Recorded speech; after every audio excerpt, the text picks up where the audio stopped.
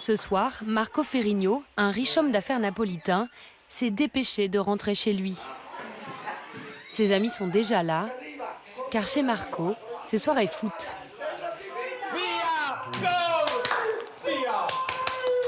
Regarde-moi ça, il a mis un but.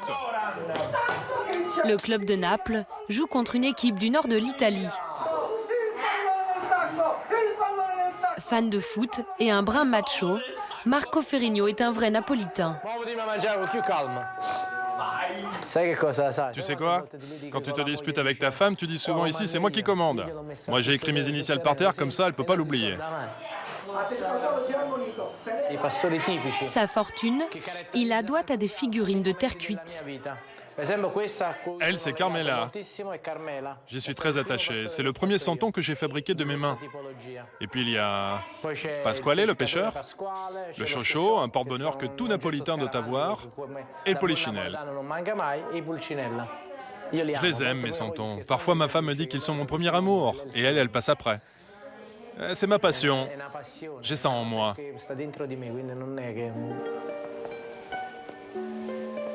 C'est au cœur de Naples qu'est située la boutique de ce roi des santons.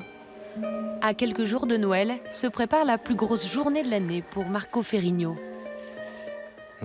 Celui-là, je vais le mettre en exposition. Je vais l'installer là où j'ai un trou. Il faut que tout soit prêt pour l'ouverture au public. Dans quelques minutes, des centaines d'acheteurs vont s'arracher ces santons. À côté de l'incontournable nativité, des figurines au visage travaillé qui incarnent des scènes de rue de la Naples du XVIIIe siècle. Presque des œuvres d'art qui valent plusieurs centaines d'euros. Dès 10 h du matin, la petite Via San Gregorio Armeno est prise d'assaut par les Napolitains et les touristes. Sur ces 200 mètres, sont concentrés tous les fabricants de crèches de la ville. Il y en a pour tous les goûts. Regarde, là, il y a tous les corps de métier. Là, tous les artisans, les bénistes. Patrice, sa femme Aline et leur fils Mathis se sont mêlés à la foule pour eux aussi compléter leur crèche. Nous, on est venu ici, c'est pour se mettre dans l'ambiance de Noël, quoi. C'était quelque chose qu'on voulait absolument voir et faire. C'est un passage obligé. Ici, les commerçants rivalisent d'ingéniosité pour se distinguer de la concurrence. Certains proposent même les figurines de célébrités, comme Lady Gaga, coude à coude avec le pape, ou encore Silvio Berlusconi, collé à Nelson Mandela. Avec ses ouvriers, Marco fabrique à la main chaque santon. De la glaise, du bois, mais surtout beaucoup de savoir-faire. Le plus compliqué des santons, c'est l'enfant Jésus, car il faut représenter l'innocence. C'est un enfant qui vient de naître. Ouais, c'est le plus beau des santons, mais aussi le plus dur à faire. Pareil pour les anges et Marie. Ils ont un visage très lisse, très simple. Quand tu dois faire un personnage grotesque ou un bossu, il suffit de marquer correctement le visage et de lui ajouter certaines caractéristiques, comme un double menton par exemple. Une fois le petit Jésus parfaitement sculpté, la figurine passe au four.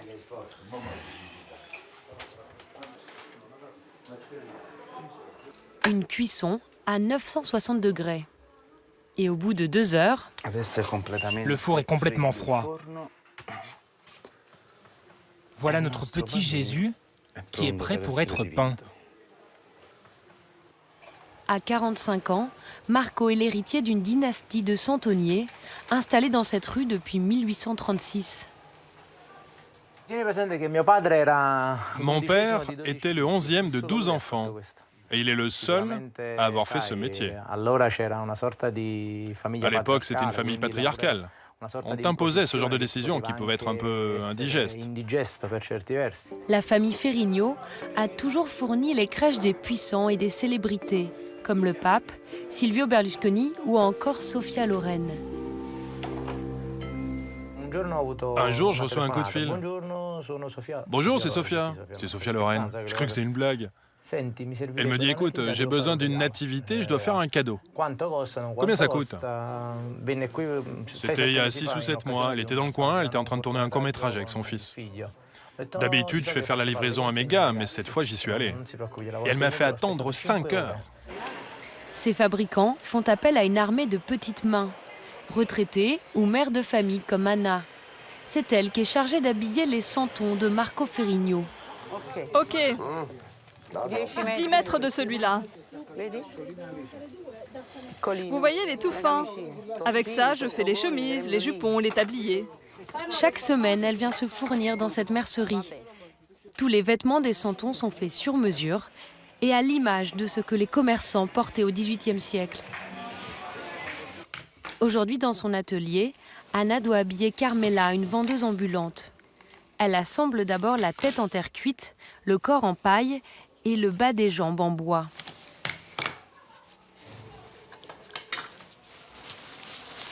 Je lui ai mis des formes sur les côtés. Comme ça, quand je lui mets sa jupe, on a l'impression qu'elle a des fesses. Pour moi, c'est comme redevenir une enfant et jouer à faire des vêtements pour mes Barbies. C'est ce stylisme sur mesure qui explique le prix élevé des santons. Et il y a aussi un secret pour leur donner la patine de l'époque. Quelques gouttes de café.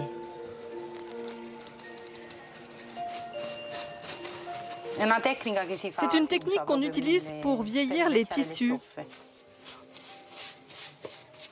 On peut le faire aussi avec le thé. Mais moi, je ne prends que du café. À Naples, on n'en manque pas. On en a toujours sous la main.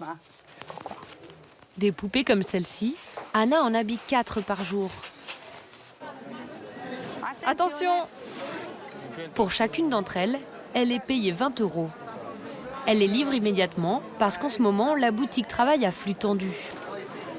Pardon? Ces modèles-là, Marco les vend comme des petits pains. Je voudrais connaître le prix de... Alors elle, c'est Carmela. Comme tu vois, les broderies sont en cuivre, pas en or. La boucle d'oreille est en argent, l'habit est en soie. Alors avec ou sans ristourne? Avec ristourne. C'est 750 €.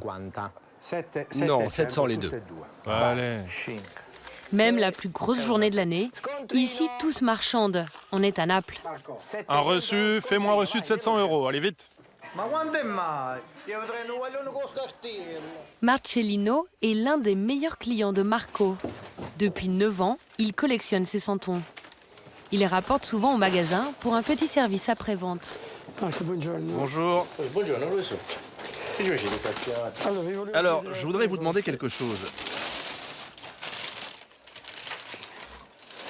Cette gitane blanche, comment est-ce qu'on pourrait l'améliorer pour qu'elle soit comme au premier jour? L'enfant, ça va, on peut peut-être changer le panier, non? Oui. Panier de fruits, par exemple? Très bien. Allez, je le prends. Comme pour les jouets pour enfants, les santons s'accompagnent d'une foule d'accessoires faits main. La collection peut s'enrichir indéfiniment. Et quand on est passionné comme Marcellino, il vaut mieux économiser. Ça fait 40 €. Au revoir. Au revoir. Merci. Mais le collectionneur aime tellement ses santons qu'il ne compte plus. Dans sa maison au nord de Naples, ce célibataire endurci a consacré une pièce entière à sa passion. 30 mètres carrés de crèche, 200 santons. Un investissement de toute une vie pour ce professeur de sport payé 1 500 € par mois. Je n'ose pas vous dire combien ça coûte tout ça. Disons 5 ou 6 Mercedes. En tout, Marcellino aurait investi plus de 200 000 €. Alors quand il monte sur sa crèche pour arranger quelques détails, il fait des pas d'équilibriste. Il faut que je fasse attention, sinon je risque de tout casser. Un village du XVIIIe siècle, entretenu par un géant. On dirait Gulliver au pays des Lilliputiens. J'ai presque l'impression d'être un père au milieu de ses enfants. Un père qui avance tout doucement pour ne pas leur faire de mal. Sa crèche est l'une des plus belles de la région. Petite entorse à la tradition, Marcellino a ajouté sa touche personnelle. Il a mis son clone dans la crèche. Un santon à son effigie. Vous savez, je suis très exigeant. Disons qu'il me ressemble pas mal, mais on peut mieux faire. D'ailleurs, j'ai bien l'intention de le ramener pour lui faire un lifting. Pour que ce mini Marcellino ne se sente pas trop seul, il a aussi fait créer des santons à l'image de ses parents. Je vous les présente. Voici ma mère, et là c'est mon père. Des santons personnalisés qui lui ont coûté 200 € pièce. Si Marcellino veille jalousement sur ce mausolée hors de prix, il décide parfois de le montrer. Le 24 décembre, il a invité 200 personnes à venir voir sa crèche. En attendant, il joue les petites mains dans les églises du coin. Dans cette paroisse, c'est lui qui a installé la crèche, offert quelques santons, et c'est lui qui s'en occupe. Excusez-moi, il faut que je voie la crèche, j'ai une ampoule à changer. Très bien, il y en avait besoin.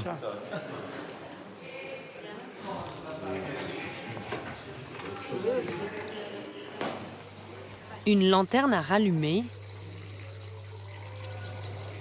La crèche est prête pour la veillée de Noël.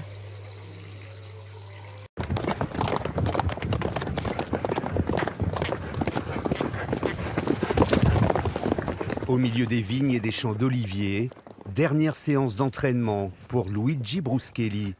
À 48 ans, ce jockey professionnel est une légende du Palio. Ici, c'est magnifique. Cette vue-là, c'est quelque chose de stimulant pour être prêt psychologiquement et se concentrer. Un paysage comme ça, cette campagne, il suffit de la regarder, ça vous fait du bien.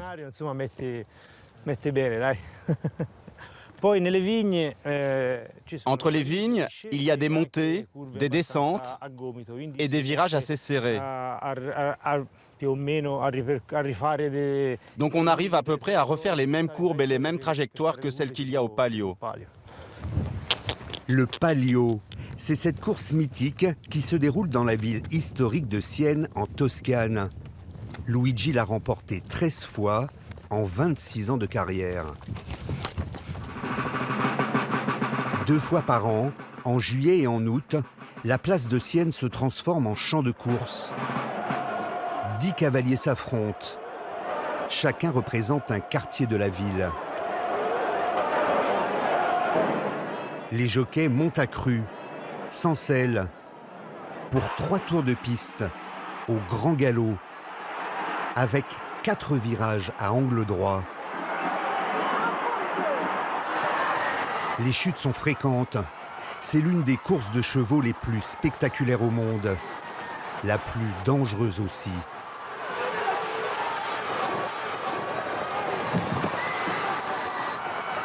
Un cheval sans cavalier peut même gagner. La seule règle, c'est qu'il n'y en a pas.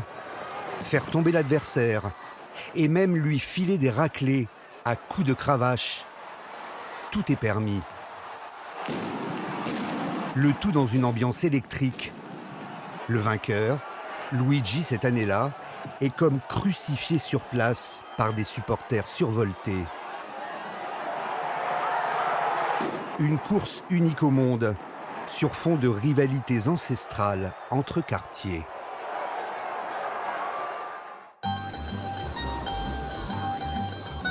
En plein cœur de la Toscane, Sienne, 55 000 habitants, un joyau de la Renaissance, longtemps rival de Florence.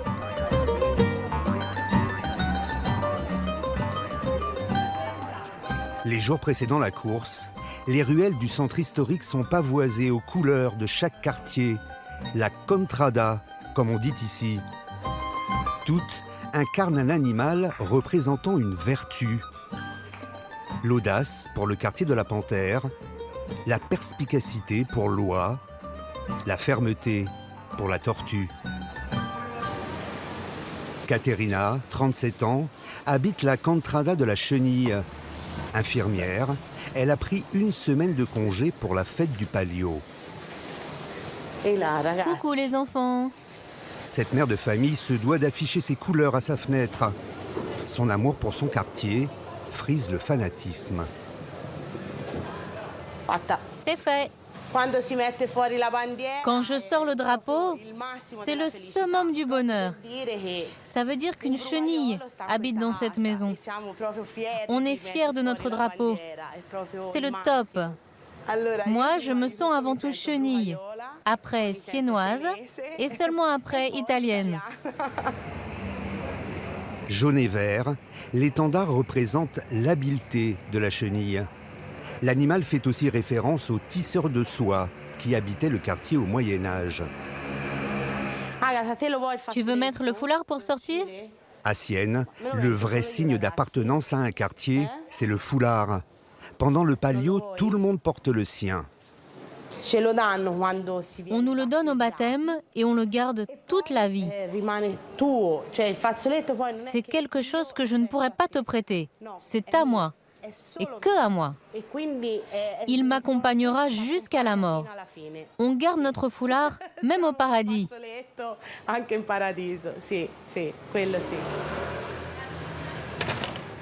Au-delà des symboles, la Contrada ressemble à une association de quartier, comme un clan. On est tous amis ici. Salut, bonne journée. Pour en être membre, il faut payer une cotisation, en moyenne 40 € par an. L'argent collecté permet de proposer des logements aux jeunes couples dans le besoin ou de faire tourner ce centre de loisirs où Caterina vient déposer ses enfants. Bonjour. Allez, enlevez les t-shirts et allez jouer à l'eau. La Contrada reçoit aussi des dons privés et le soutien de banques, ce qui lui permet de s'offrir les services des meilleurs jockeys.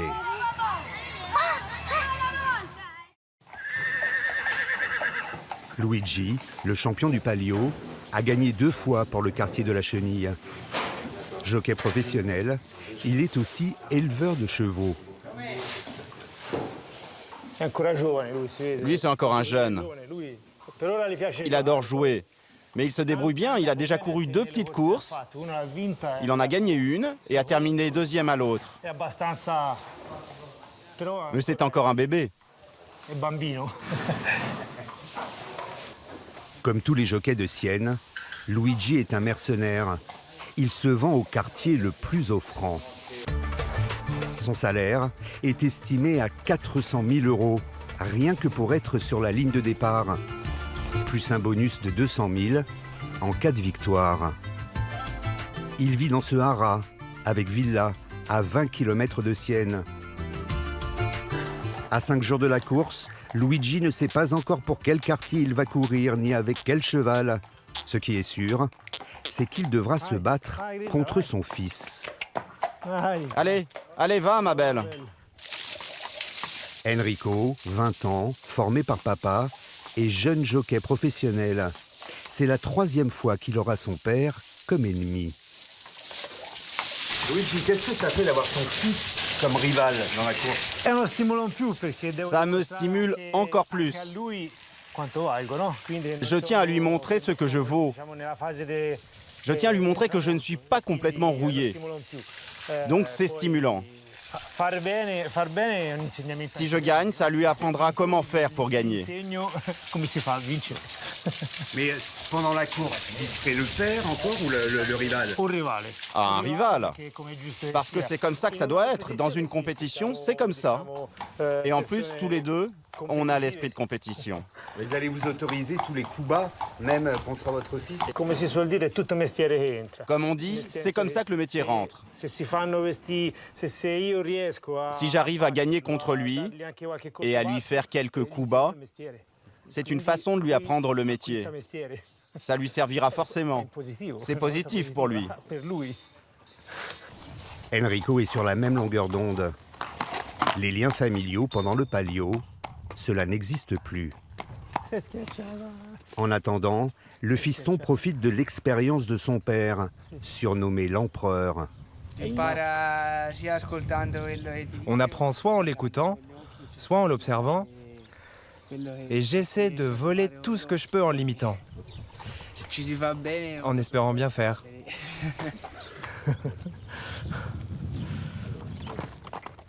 Enrico est tombé l'an dernier. Pendant la course, les moments critiques sont les virages à angle droit.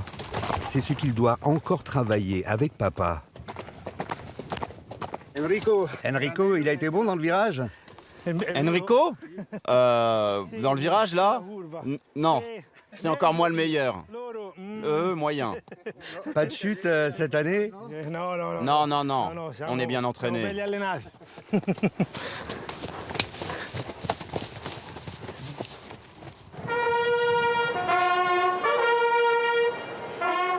À 3 jours de la course, la Piazza del Campo est envahie par la foule. 10 chevaux ont été sélectionnés par la municipalité. Ils vont maintenant être tirés au sort. Chaque quartier va savoir s'il a hérité d'une carne ou d'un champion.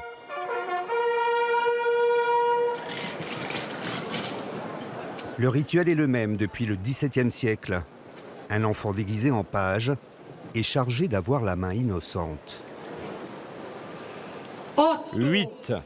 Le cheval numéro 8 est attribué au quartier du Porc-Épic. Porc-Épic.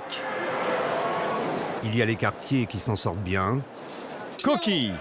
Comme celui-là, qui vient d'hériter d'une championne. Cette jeune jument a déjà gagné le palio.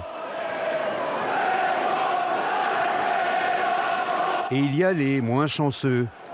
Les jaunes et verts ont tiré le mauvais numéro.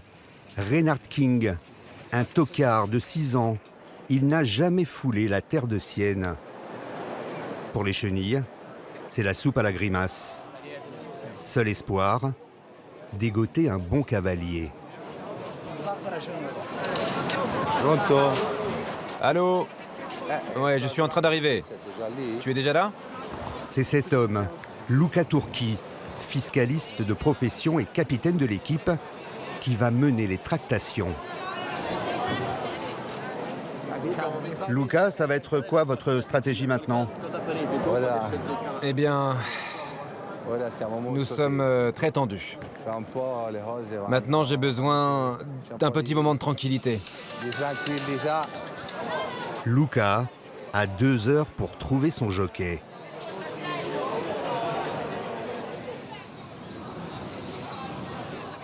En milieu d'après-midi, dans le fief des Chenilles, il revient avec le Messie. Allez Carlo, on t'attendait. Bonne chance. Carlo Sana, 27 ans, a déjà couru 3 palios. Sa cote sur le marché, 30 000 €. Son surnom, Brigand. Un outsider, aussitôt adoubé par la Contrada.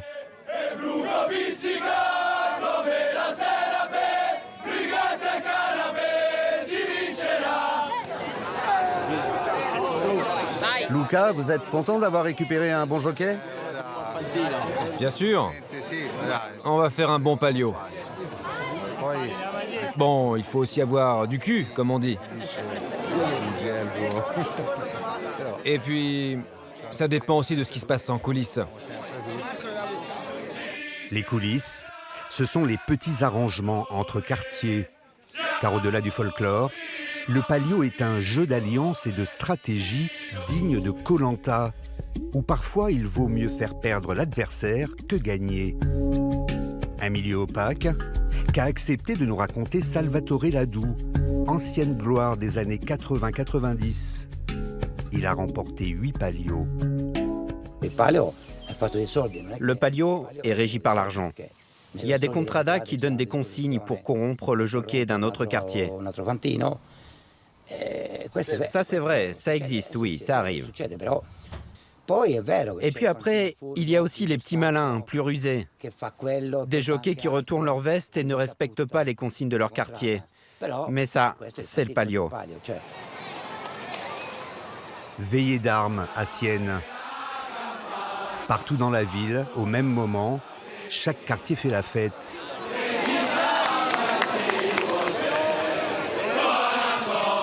Sur l'estrade d'honneur, dans le fief de la Chenille, Carlo trône aux côtés de Luca, son capitaine.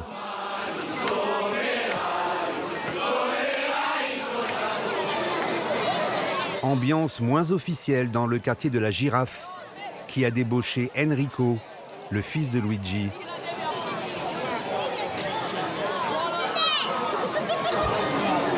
La star du Palio, lui, est entouré de ses groupies.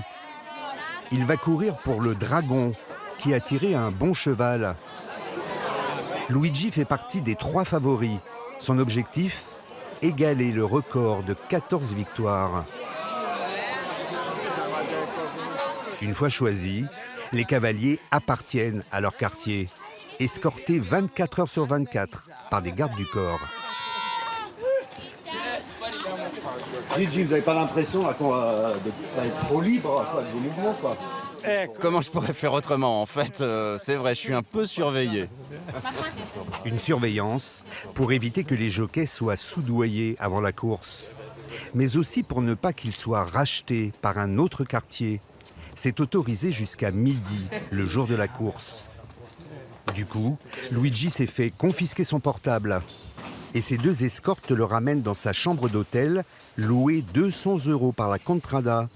Ils vont même dormir avec lui. Numéro porte-bonheur. Ils ont peur que vous vous échappiez ou quoi? Que vous alliez pour une autre Contrada? Non, maintenant, il fait partie de la famille. C'est notre frère.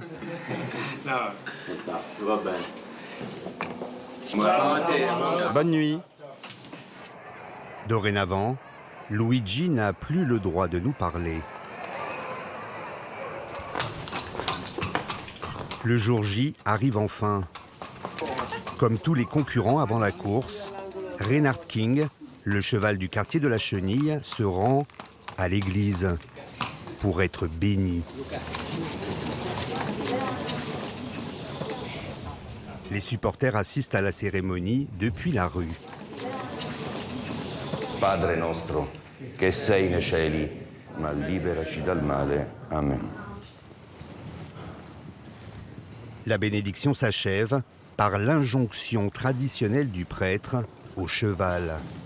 Va et reviens vainqueur. E torna vincitore.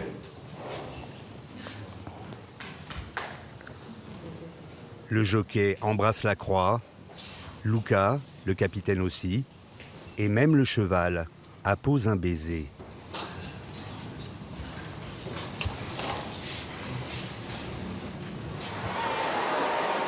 À 1 heure du départ, la fièvre monte sur la Piazza del Campo. Plus de 35 000 personnes assistent au spectacle, debout au centre de la place, là où c'est gratuit. Pour les autres, les billets se vendent à prix d'or, entre 200 et 500 € pour un siège en tribune, jusqu'à 1 000 € par personne pour un balcon dans un des palazzos qui dominent la piste.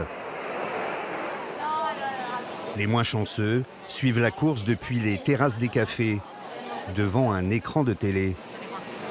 Comme Barbara, Alessandra et leurs copines, des supportrices du quartier de la Chenille, rongées par l'angoisse, alors que la course n'a même pas commencé.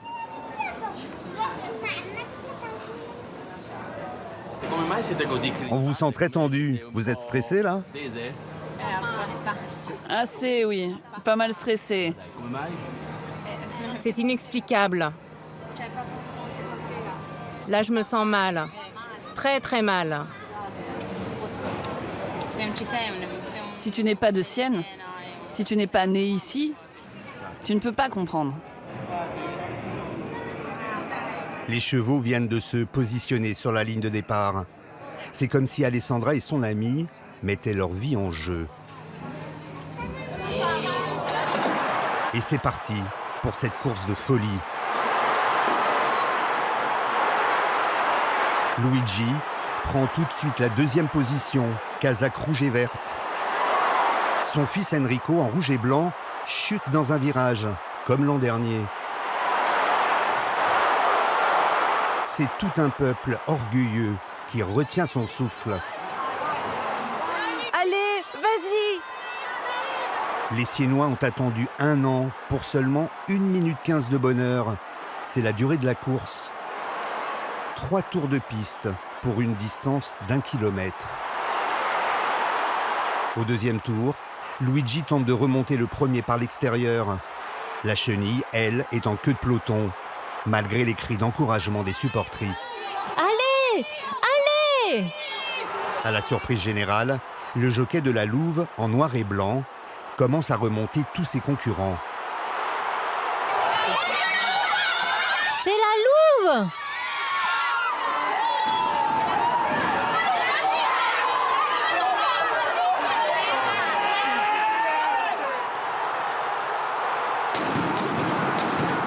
C'est la Louve qui a gagné! Oh mon Dieu, pas la Louve!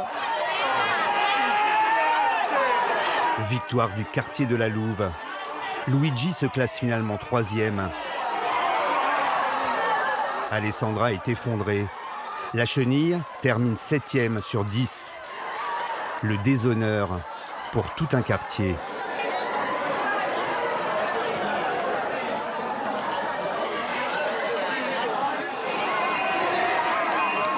Les vainqueurs, eux, se ruent à l'église pour célébrer leur victoire en transe.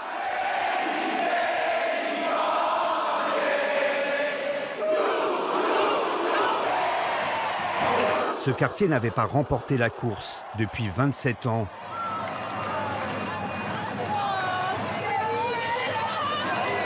Scène d'hystérie collective autour du trophée, le palio, cet étendard rectangulaire en soie peinte.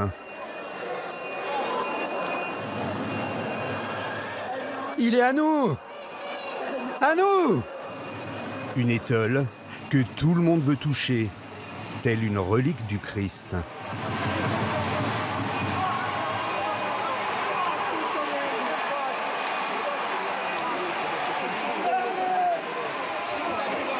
On a gagné!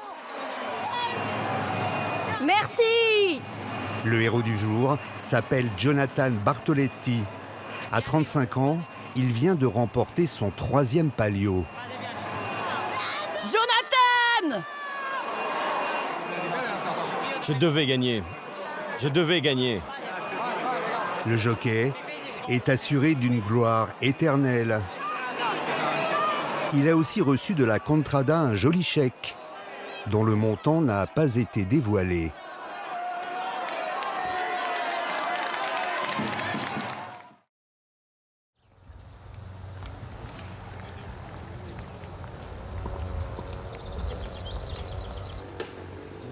Pour leur lune de miel, ces 15 couples de jeunes mariés taïwanais ont choisi l'Italie. Point d'orgue de leur séjour, un déjeuner dans ce restaurant. Oh, good morning. Bonjour. Bienvenue à tous. Comment allez-vous? Bienvenue à tout le monde. Près de 10 000 kilomètres de voyage pour manger un plat de pâtes qui provoque l'hystérie. Des paccherini aux 5 variétés de tomates. Une recette savamment mise en scène par l'un des chefs.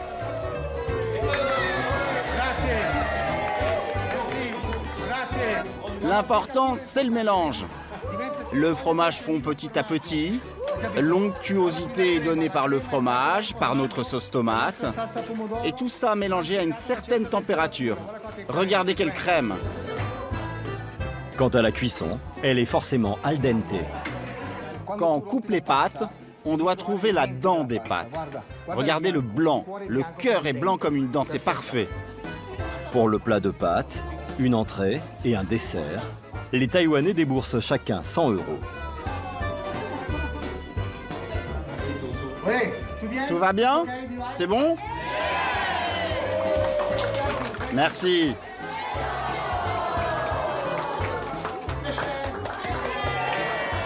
À longueur d'année, ce restaurant reçoit au minimum un groupe de touristes asiatiques par semaine.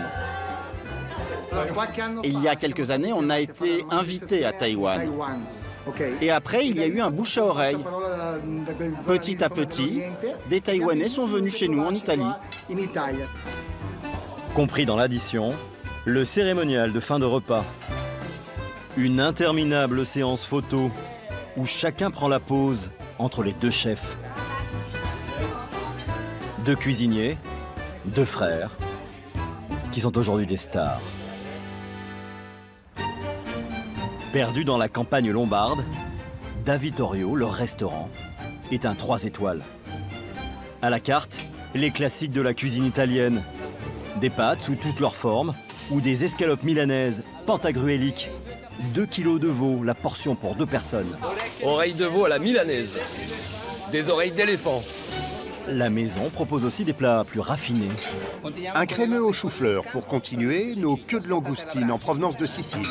Blanchies au barbecue avec une puntarelle, une ricotta à la sauge, un laquage de betterave.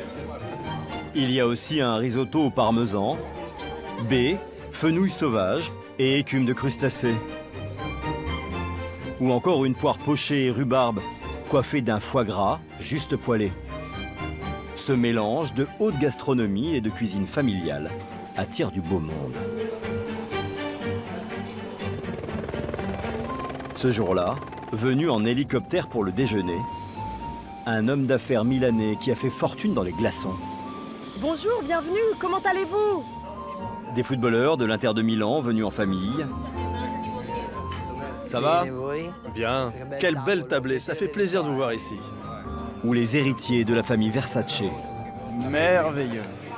C'est de la cuisine italienne, qui est la plus simple et la meilleure. Prix moyen par personne, 220 € sans les vins. Bon appétit à tous. C'est tellement beau.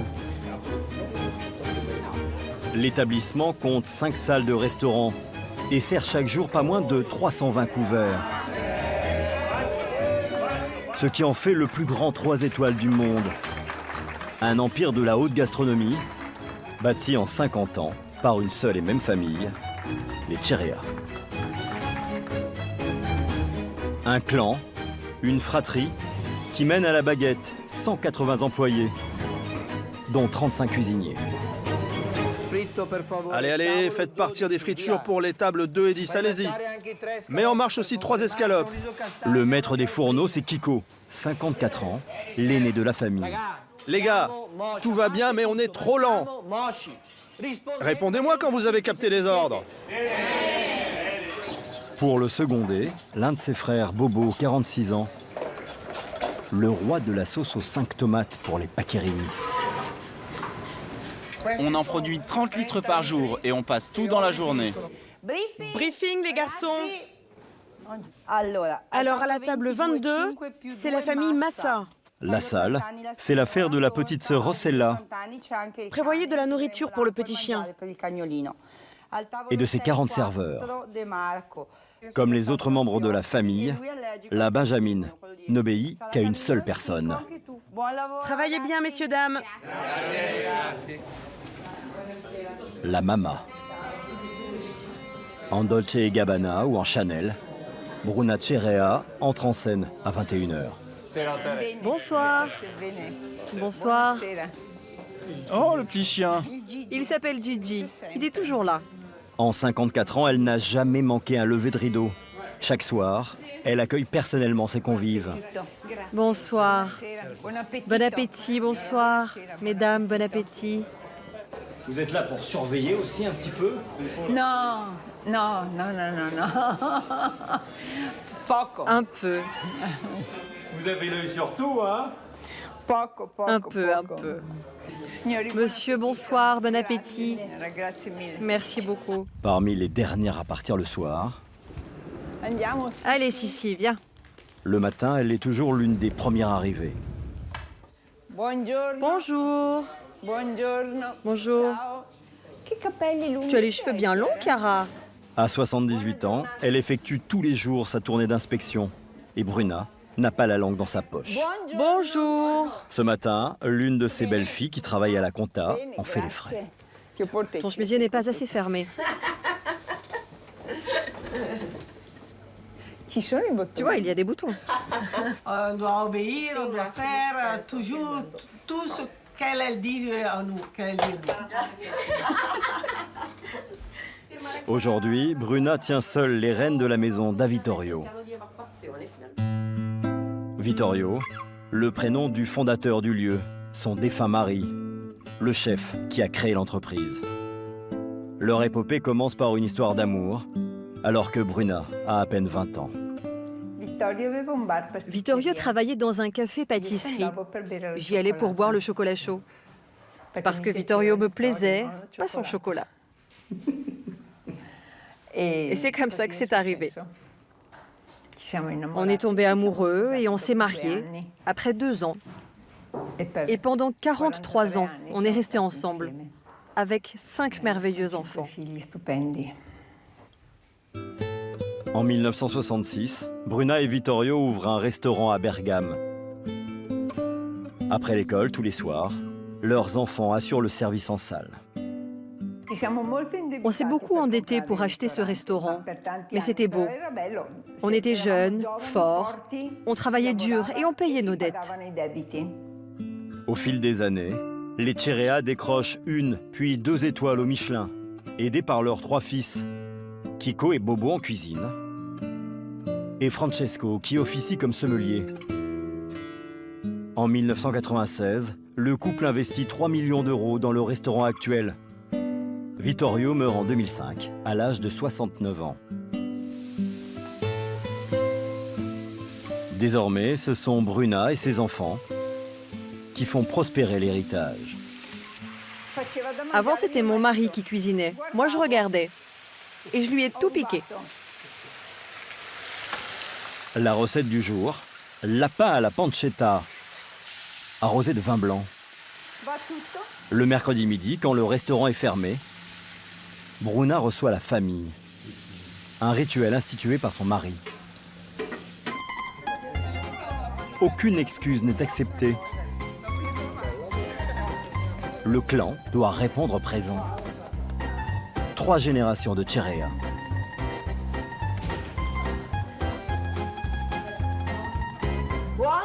Bonjour.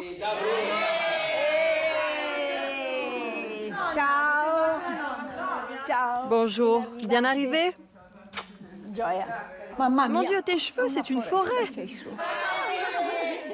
Il y a là les enfants, les petits-enfants, les belles-filles, les gendres, les petits copains. Qu'est-ce qu'on mange? Polenta et lapin. Allez maman, on a faim. Bon, s'il vous plaît, vous sortez vos tickets restaurant. Ça, c'est mieux que 3 étoiles.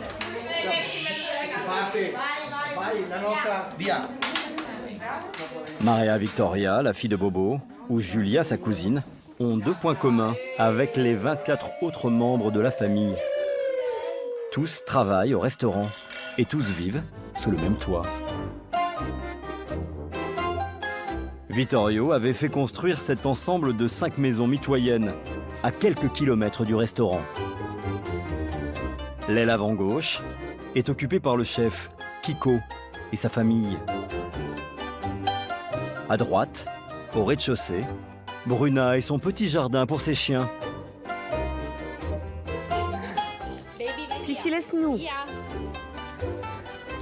Et voilà l'entrée pour accéder à l'autre partie. Les cousines empruntent cet escalier. Les unes pour rejoindre la maison de Bobo à gauche, les autres pour rentrer chez Rossella, la sœur, directrice de salle. Et si on allait boire un verre tous ensemble? Bon, allez, d'accord. On va aller chez Mayer? Oui, mais il n'y a plus le type qui faisait les bonnes pizzas. Il a ouvert un nouveau restaurant. On n'a pas de secret les unes pour les autres. C'est à la fois positif et négatif. Mais bon, à la fin, c'est beau parce qu'on partage tout. Une vie en communauté et un avenir tracé d'avance, parfois un peu lourd à porter. Le passage du fond du bord des continents au fond océanique se produit par des sauts brusques. Notamment pour le fils de Chico, prénommé Vittorio, comme son illustre grand-père. À 18 ans, Vittorio étudie l'économie. Il ne veut pas devenir chef, et pourtant, après les devoirs... S'il vous plaît, 2 tourneaux d'eau Bellini pour la table 5. Allez. 3 soirs par semaine, il revêt la toque pour apprendre les rudiments de la cuisine. S'il te plaît, fais marcher des spaghettis gambas et un risotto aux fruits de mer. Je n'ai jamais fait cette recette, papa. Pourquoi c'est aussi liquide, les garçons? Parce qu'on a mis de la sauce. C'est trop. Arrête le feu et maintenant dresse le plat. Et s'il veut faire un autre métier? Il s'en va. Si ça lui plaît pas, il peut s'en aller. De toute façon, tu ne peux pas faire ce travail si ça ne te plaît pas. Tu ne résisteras pas. Le fils est libre, sauf que même s'il se destine au management, il est prié de donner de son temps à l'entreprise familiale. C'est une obligation morale. Vous gagnez de l'argent ce soir? Non. La plupart du temps, non. Je dois faire ça, je suis là pour apprendre. Avec mon prof. Peut-être que ça devrait être à moi de payer. Ça semble fou, non? Mais c'est comme ça dans notre famille. On le fait pour la famille, pas pour l'argent. Maintenant, nettoie bien l'assiette autour, s'il te plaît. Mets pas les mains dessus. Comme ça va, c'est beau. Est-ce qu'il est doué? Oui, il a ça dans le sang. Il tient de son papy et de son papa. Kiko, lui aussi, a d'abord appris de son père, quand il était adolescent. Quand vous pouvez, assaisonner l'assiette quand elle est chaude. Son père l'a poussé à aller se perfectionner en France, chez des chefs étoilés. Un apprentissage qu'il a mis à profit pour apporter des techniques de haute gastronomie à sa carte. Comme ses amuse-bouches au foie gras, trempés dans une sauce à la cerise amère. On commence par la compote de pommes. Ou le plat signature de la maison, l'œuf à œuf. Des œufs brouillés, une crème acide au parmesan et à l'ail, mais aussi des œufs de saumon, de caille, une émulsion de pommes de terre, sans oublier les 25 grammes de caviar, une entrée vendue 160 €. Côté dessert, poire aux multiples textures, ou tarte aux pommes revisitée, avec une crème d'avocat, un sorbet de pommes vertes et quelques gouttes d'huile d'olive.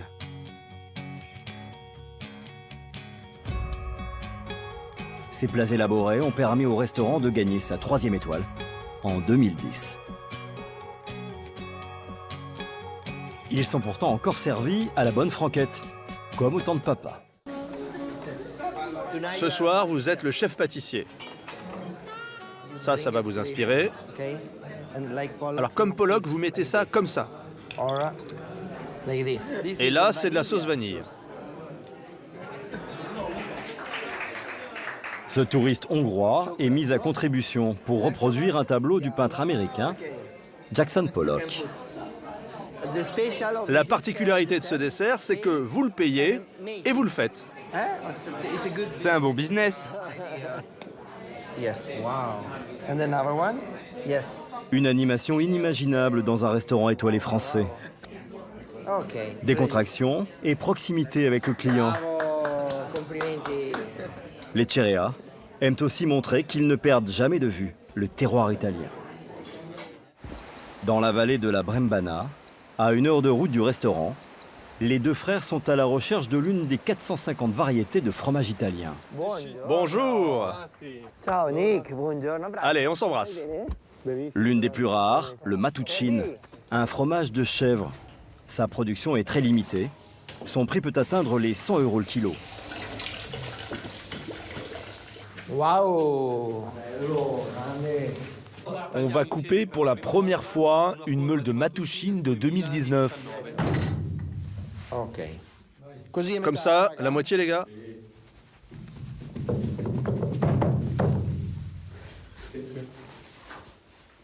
Waouh! Sens-moi ça. Sens-le, sens-le. Pas mal. Moi, les parfums que je sens, ce sont les fleurs, c'est plein de choses. En fonction du temps d'affinage, le goût du fromage est plus ou moins fort et son prix plus ou moins élevé. La saveur se développe petit à petit. Ça sent un peu le bambou et le chardon. On pourrait essayer de le faire avec notre polenta et les casoncelli. On pourrait même ajouter un peu de truffe avec le ravioli. Ce serait un bon accord. Les deux frères envisagent de commander 50 kilos de matouchine par mois. Encore faut-il que la recette qu'ils ont imaginée tienne ses promesses.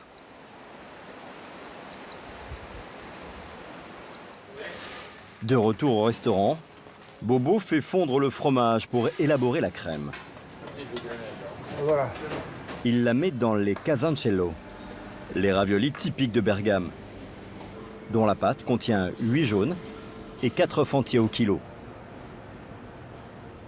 Alors il faut plier la pâte comme ça, comme un bonbon. Et après tu appuies. Et quand tu le manges... Servi avec polenta, jus de viande, truffe noire et écume d'épinards, les raviolis vont maintenant devoir passer devant le comité de censure. Il est composé du maître d'hôtel, du chef de partie, de Bobo, du sous-chef, du sommelier, mais aussi de plusieurs membres de la famille Cerea. Ça sent bon. Ça sent le sous-bois. Oui.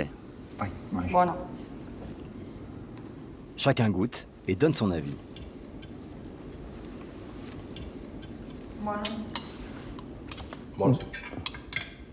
Il faudrait du croquant. Ouais, peut-être un crumble. Oui, mais il faudrait peut-être le renforcer avec un peu plus d'écume ou de sauce. Tes impressions? C'est très bon, madame. Il ne manque rien. C'est le bon équilibre. Le dernier mot revient toujours à Bruna, la maman. Qu'est-ce que tu en penses? C'est léger, non? Tu m'en prépares une belle petite assiette pour ce soir. Super. C'est parfait. Bruna a aimé. L'entrée sera mise à la carte.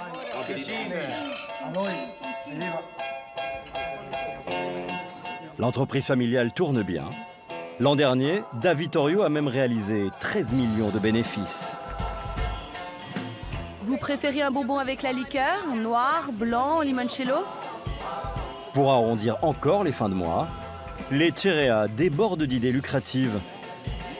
À ceux qui en ont les moyens, ils proposent notamment de venir cuisiner à domicile, quitte à commettre quelques entorses aux règles de la haute gastronomie. Cette semaine, direction la Toscane, sur les terres de Masseto, l'un des meilleurs crus italiens.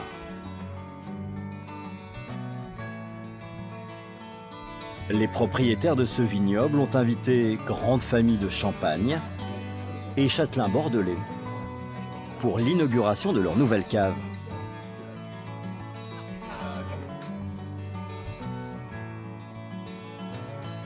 Au fourneau, il leur fallait donc des as. Pour la soirée, ils se sont offerts les frères Cerea et 40 de leurs employés. Facture, 35 000 €. C'est beau. Encore plus grand que chez vous. Presque. Les frères ont transformé la cave en salle de restaurant. Quant à la cuisine, elle est installée sous une tente de fortune, à l'extérieur. Et on n'hésite pas à recourir au sous-vide. Le pigeon servi ce soir est déjà pré-cuit, une aberration pour certains gastronomes. Comment ça se présente? Et il a l'air croquant. Mais Kiko assume. En général, il ne faut pas utiliser la cuisine sous vide car ça rend toutes les saveurs et toutes les textures de viande identiques.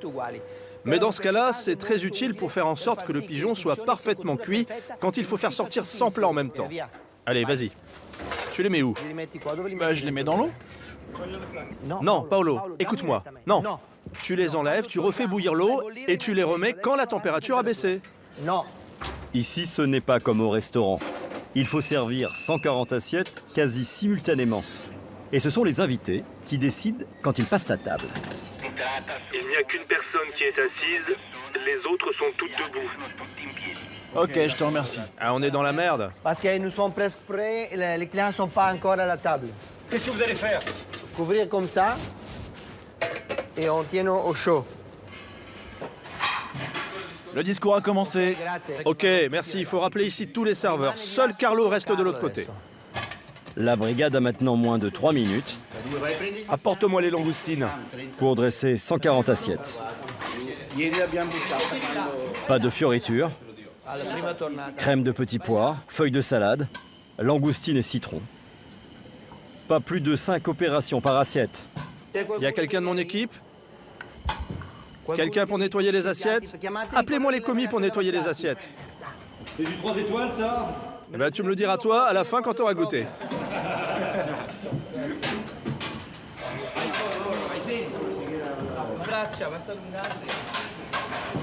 Tout le monde en file indienne. Vous avez la pression? Ouais, c'est stressant mais faisable.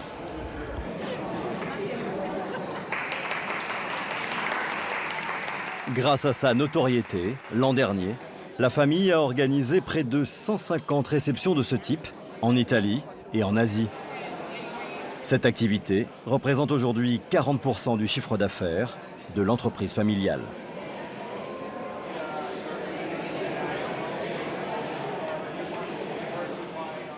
Che bella cosa una giornata di sole. Che bella cosa una giornata di sole a Capri.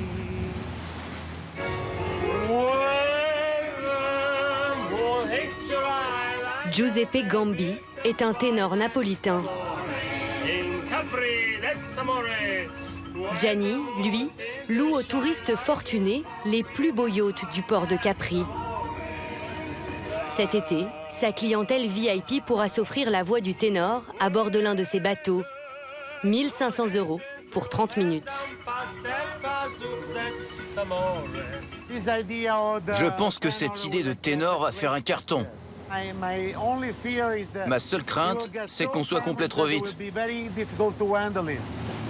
Gianni sait que ses clients sont prêts à débourser beaucoup pour s'offrir un moment typiquement italien. Et comme décor, quoi de mieux que l'attraction la plus connue de l'île, la Grotte Bleue. 3000 touristes s'y pressent chaque jour. On y accède après 1h30 de queue, grâce à de petites barques.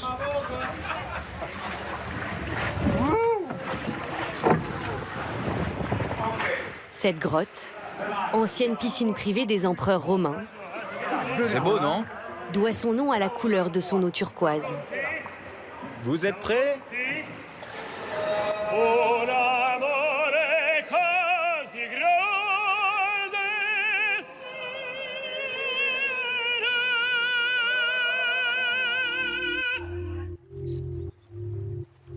On dit de Capri qu'elle n'a pas besoin du monde, car le monde entier vient à elle. Empereur romain, artiste, jet-set, ce joyau aux falaises escarpées, au large de Naples, a toujours fasciné les élites. Un élixir d'Italie, concentré sur un petit rocher de 10 km². Même si l'île suffoque aujourd'hui, submergée par 16 000 touristes qui débarquent l'été tous les matins, Capri se démène pour sauver sa réputation et pour proposer aux plus riches de ce monde une Dolce Vita à prix d'or. Une carte postale dans laquelle trônent les citrons de Michela et Ariana, emblèmes de leur restaurant. Les villas exclusives de Giada, jeune prodige de l'immobilier. Les diamants d'Andrea, bijoutier et fils de l'une des plus vieilles familles de Capri. Et bien sûr, les vedettes de Gianni. Ce bateau vaut au moins 600 000 €. Il a figuré dans plein de films, comme des James Bond ou le dernier film de Ridley Scott. C'est une autre expérience du service ici. Gianni Tedesco, napolitain d'origine, a commencé comme skipper avec un petit bateau il y a 25 ans. Aujourd'hui, il en gère une quinzaine. Quotidiennement, il assure des transferts privés depuis Naples, moyennant 1 500 € contre 30 pour le ferry. Vous pouvez passer par là, madame. Il y a quelques jours, il a accueilli les actrices Laetitia Casta et Adèle Exarchopoulos. Bonjour, tout va bien? Ce matin, Bienvenue au port de Plaisance. Gianni reçoit un couple de Brésiliens pour qui il a organisé une virée sur mesure à bord de ce yacht de 20 mètres. En bas, nous avons 3 cabines, 2 lits doubles. Eduardo travaille dans la finance à Genève. On va faire le tour de l'île, visiter toutes les grottes. La première est la grotte bleue, puis on va partir à l'ouest de l'île jusqu'au phare. La totale en une journée, pour la somme de 6 000 €. Mon concert, rien que pour vous. Et eux aussi ont droit à leur cliché d'Italie avant de prendre le large.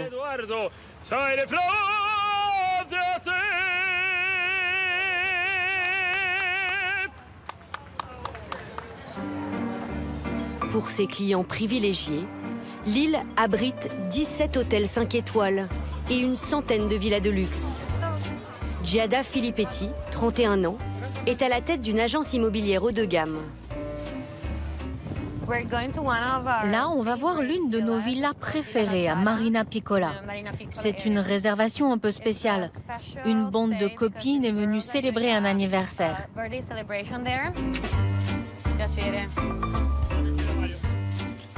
Ravie de vous voir. Roberta, courtière dans le luxe, est une habituée de l'île. Bonjour, Giada, enchantée. Cette Napolitaine fête ses 28 ans dans cette villa.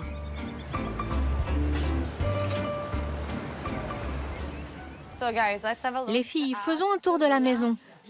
Ici, c'est le deuxième salon. J'adore cette baie vitrée, car on peut voir tout Marina Piccola. J'aime trop cette vue. Elle est parfaite. 250 mètres carrés avec piscine et 6 chambres. Ça, c'est la chambre parentale, avec 2 salles de bain. Mari et femme peuvent avoir chacun leur espace. Ça vous plaît? Oui, elle est dingue. Prix de la nuit, 7 000 €. Pourquoi c'est si cher? Je pense que c'est l'un des meilleurs emplacements de l'île, car on est à 10 minutes à pied, à la fois du centre de Capri et de la plage. Pour le prix, Giada propose un service de conciergerie 24 heures sur 24. Et elle leur a offert un apéro typique, préparé par un chef à domicile. Une prestation qu'elle facture d'ordinaire.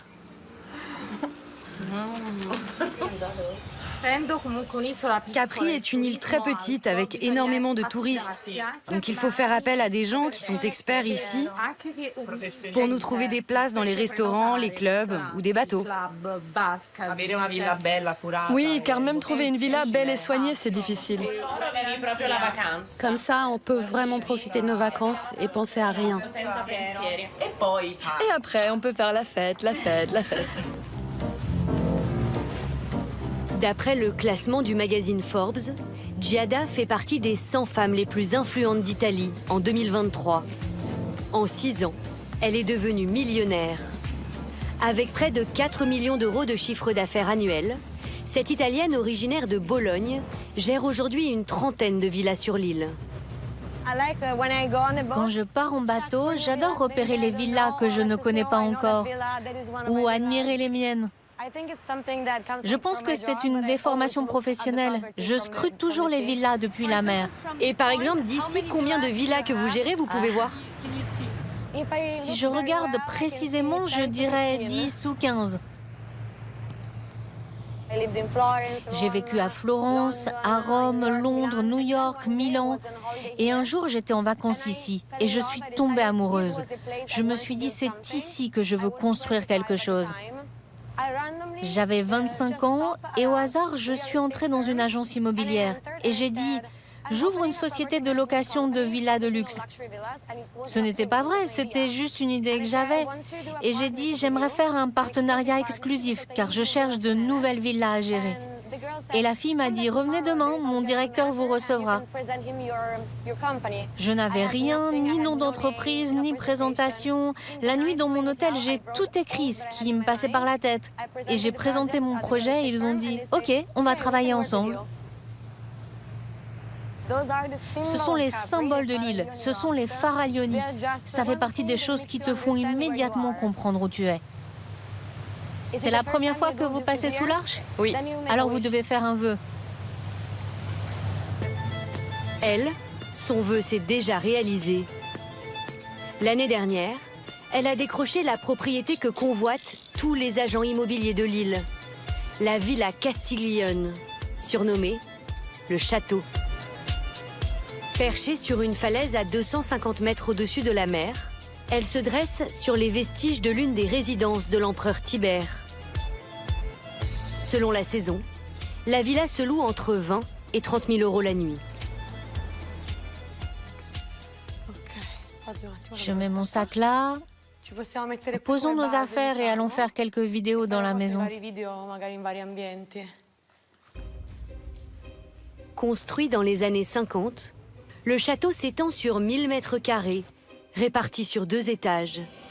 3 salons, 5 chambres, et au service des locataires, un majordome, une femme de ménage et un chef résident. C'est l'une des salles de bain. Elle est anormalement grande pour Capri. Tout est si étroit ici. Et là, la vue est incroyable. Tu peux voir les rochers et la mer. La villa appartient à un grand groupe hôtelier qui a misé sur le réseau de clients fortunés de la jeune femme. Giada touche 20% de commission. Chaque nuit réservée dans cette villa lui rapporte en moyenne 5 000 €. Elle vient de finaliser une réservation d'1 semaine début juillet. Un jackpot. C'est une famille qui vient d'Arménie. Une jeune famille, ils ont moins de 30 ans. Ils sont juste 5 et ils ont fait venir une trentaine d'amis, à qui j'ai aussi loué plusieurs villas, juste à côté.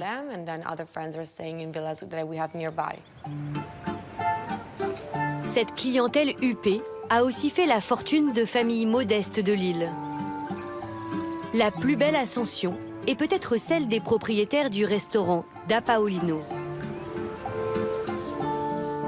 L'histoire d'une famille d'agriculteurs qui sert aujourd'hui les plus grandes stars. Michela, petite fille de Paolino, est aujourd'hui la patronne. Elle se souvient d'une soirée avec Jennifer Lopez, il y a 2 ans.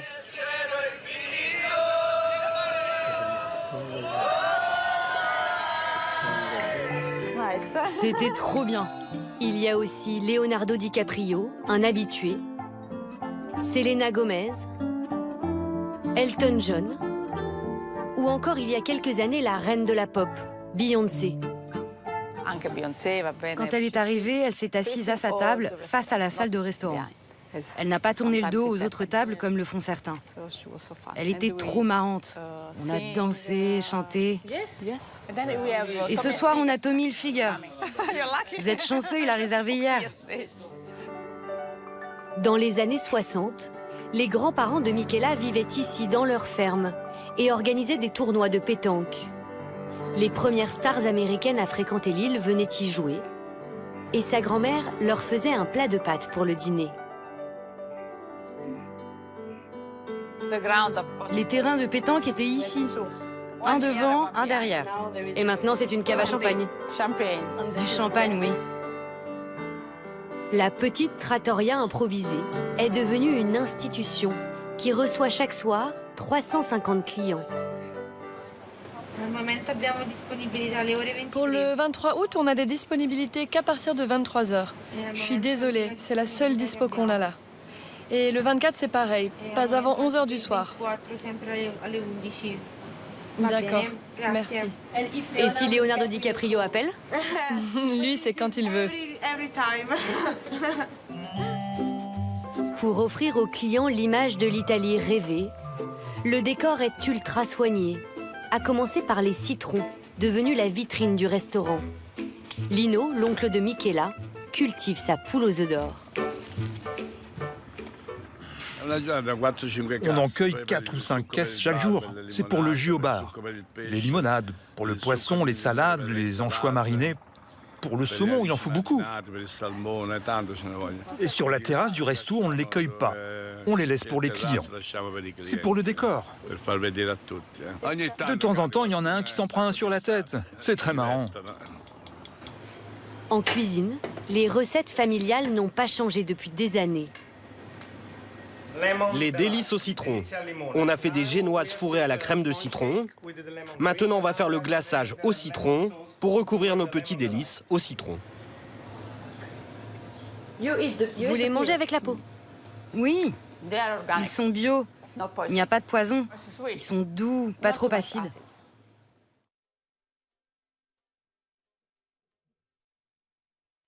Un des plats signatures de la maison, le citron grillé avec de la mozzarella et une feuille de citronnier. Ici, même les spaghettis sont au citron, comme la farce des raviolis. Question prix, l'horloge en cuisine donne le ton.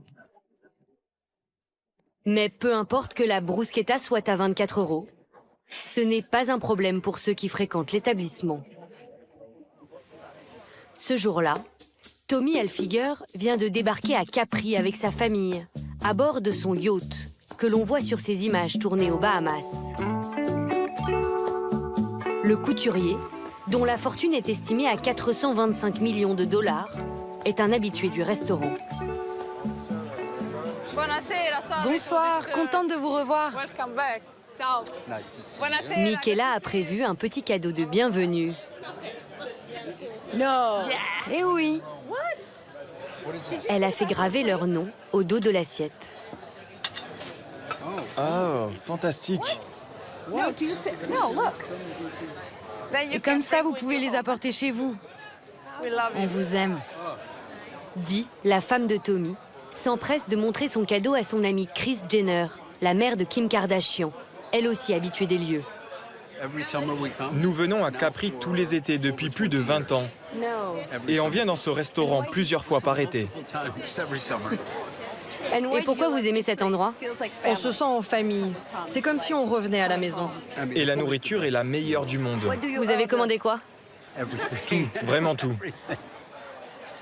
L'été, Michaela et sa famille sont là tous les soirs, en représentation.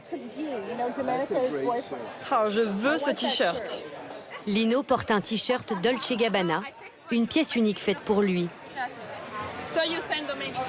Du décor jusqu'à l'assiette, tout est un spectacle. Elle fait 2 kilos. Une mozzarella hautement instagrammable, comme les desserts maison, sacralisés dans cette petite chapelle des douceurs. La cave à vin, dont la bouteille la plus chère coûte 35 000 €, est visible depuis la terrasse. Et ça, c'est un Massetto 2019, 100% Merlot. Et pour parfaire le tableau, une petite mandoline pour accompagner le limoncello.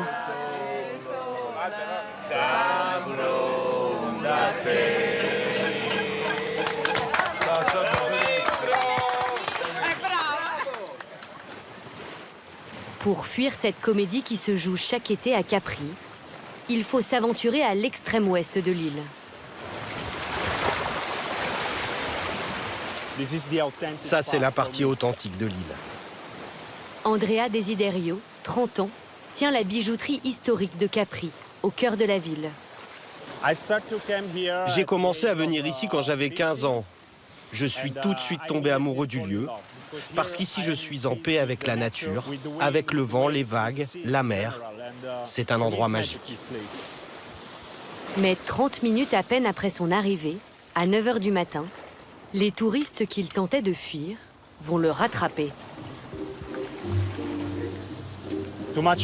Ça y est, il y a trop de bateaux. L'heure de la pêche est terminée. C'est le prix à payer, non?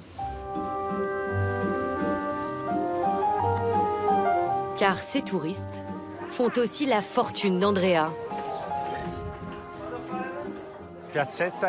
La Piazzetta, c'est la place principale de Capri. C'est le centre, là où tout se passe. On l'appelle le salon du monde, car tout le monde peut venir s'y asseoir et parler.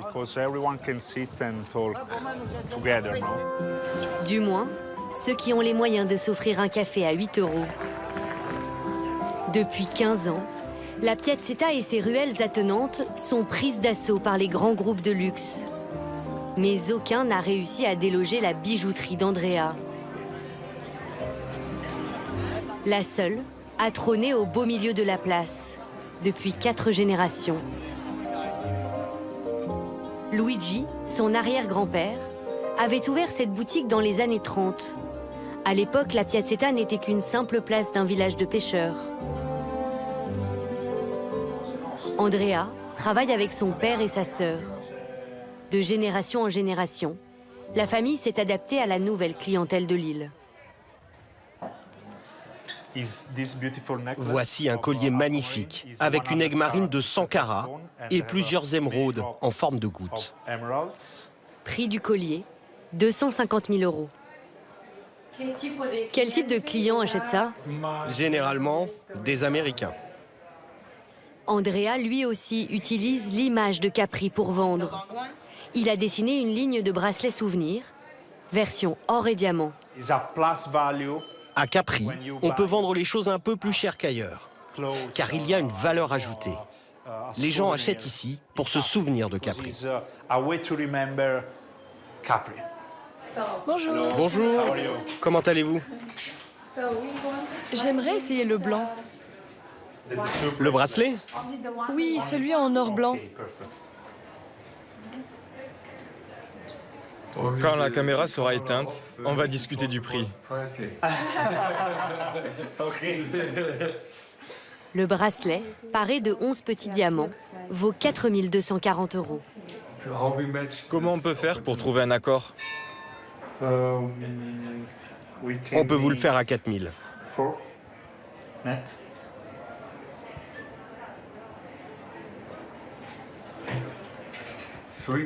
3009, c'est bon? Je vais demander à mon père. Et vous pourrez bénéficier de détaxes à la douane. C'est 12% en moins. Ok pour 4000.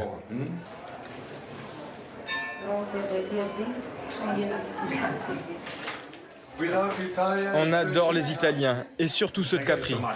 Merci, bonne journée. Même les riches essayent de négocier? Ce sont des clients qui nous connaissent. Et ils essayent d'avoir une réduction car ils reviennent à Capri chaque année. Alors c'est un moyen pour nous de les fidéliser. Sur cette petite île, tout est bon pour entretenir sa réputation. Pour se faire une place, Giada, la jeune surdouée de l'immobilier, passe autant de temps à cultiver son réseau qu'à gérer ses villas. Allez, Giada, viens. Ce soir-là, Ciro, l'un des pizzaiolos stars de Naples, inaugure son premier restaurant sur l'île. Allez, allez. Allez, j'en mets un peu plus. Allez, ouvre la pizza, ouvre. Giada l'a connue il y a quelques années. Et comme souvent avec elle, cette rencontre a débouché sur du business. On a mis en place un partenariat assez dingue pour l'un des mariages les plus prestigieux de l'été, celui de Ed Westwick et Amy Jackson. C'est l'acteur principal de Gossip Girl. Il va y avoir plein de stars d'Hollywood. Je leur loue tous les différents lieux du mariage et Ciro va faire les pizzas. Oui, on prépare une énorme pizza pour ce mariage grandiose. Mais grande comment? Grande comment? Énorme. Giada ne s'arrête jamais. C'est peut-être là le secret de sa réussite. Fin de soirée dans l'un des hôtels les plus en vogue de l'île, où Andrea, le bijoutier, est aux platines.